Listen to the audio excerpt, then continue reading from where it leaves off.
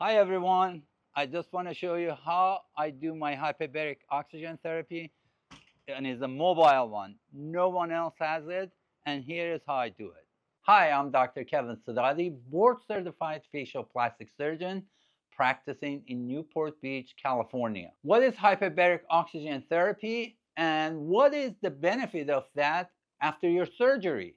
This is our hyperbaric oxygen therapy device here, and it's different from old-fashioned hyperbaric, which you lay down and a lot of people felt claustrophobic. This, you sit in it. Here, when you come here, you can see there is a seat here, and this goes up to 2.4 atmospheric pressure.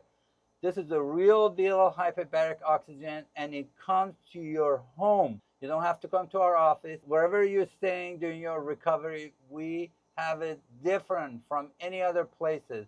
So the tissue heal faster by reducing the swelling and more perfusion of oxygen to the tissue.